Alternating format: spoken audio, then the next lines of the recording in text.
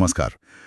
कानून की दुनिया में ना कई शब्द हमें अक्सर उलझा देते हैं। हाँ बिल्कुल। जैसे विधेयक, अधिनियम, अध्यादेश। नियम, विनियम, उपनियम सुनने में सब एक जैसे लगते हैं, पर मतलब और प्रक्रिया वो सब अलग है। एकदम। आज हम इन्हीं पर बात करेंगे।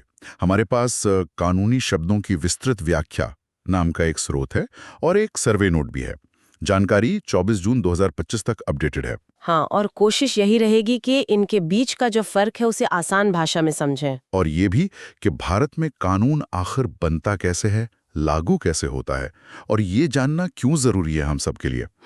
मतलब कैसे एक आइडिया संसद की टेबल से निकलकर हम पर लागू होने वाला कानून बन जाता है, और वो आपात स्थिति में क्या होता है। हाँ, जब संसद ना चल रही हो। चलिए इसी प्रक्रिया को खोलते हैं जरा।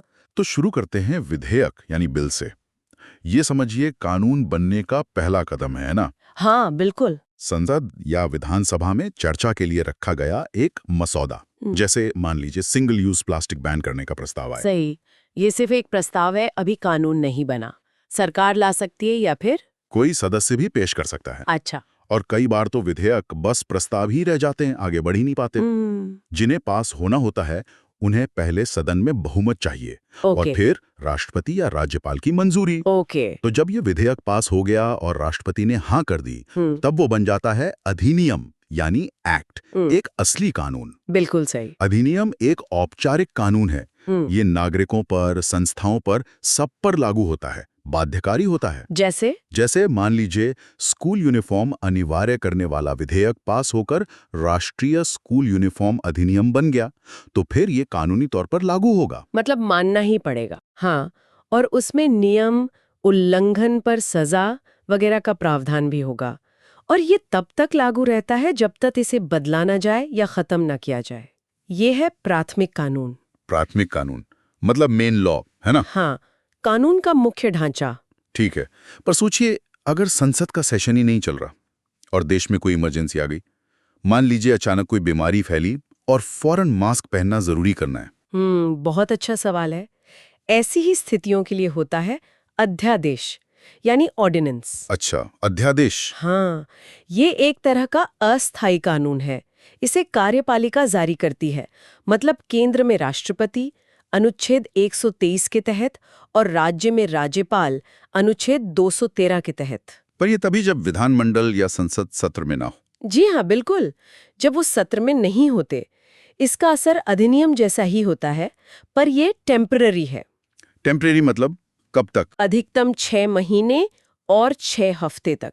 इसके बाद इसे विधानमंडल से मंजूरी दिलवानी पड़ती है। अगर मंजूरी नहीं मिली तो ये अपने आप खत्म हो जाता है। अच्छा, तो इस पर एक चेक भी है। हाँ, ये जरूरी है क्योंकि ये कार्यपालिका को कानून बनाने की ताकत देता है, तो संतुलन जरूरी है। ठीक है, तो अधिनियम मुख्य कानून बन गया, पर उसकी बारीकियां कौन तय करता है?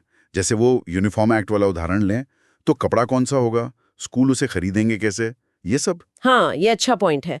ये काम करते हैं नियम यानी रूल्स और विनियम यानी रेगुलेशंस। नियम और विनियम। हाँ, ये दोनों अधीनस्थ विधान कहलाते हैं, सबऑर्डिनेट लेजिस्लेशन। ओके। नियम जो है वो अक्सर संबंधित मंत्रालय या विभाग बनाते हैं।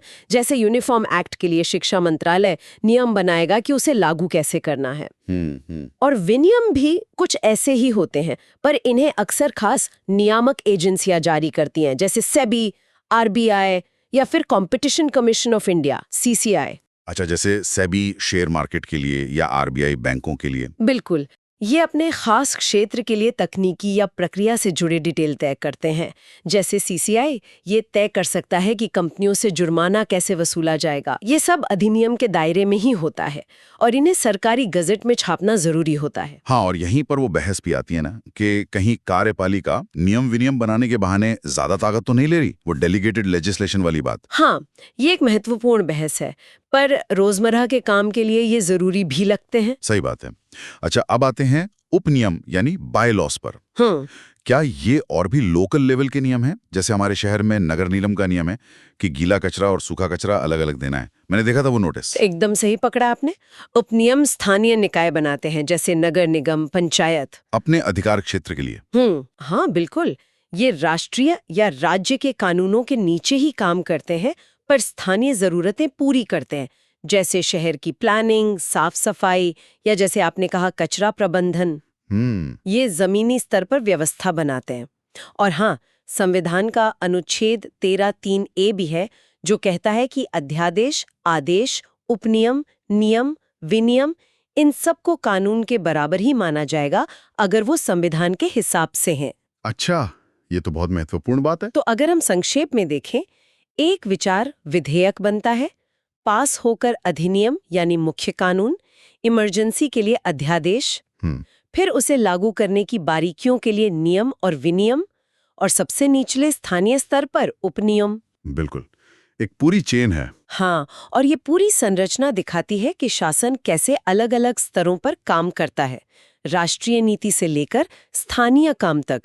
इसमें संसद, सरकार और स्थानीय निकायों का तालमेल बहुत जरूरी है। सही कहा।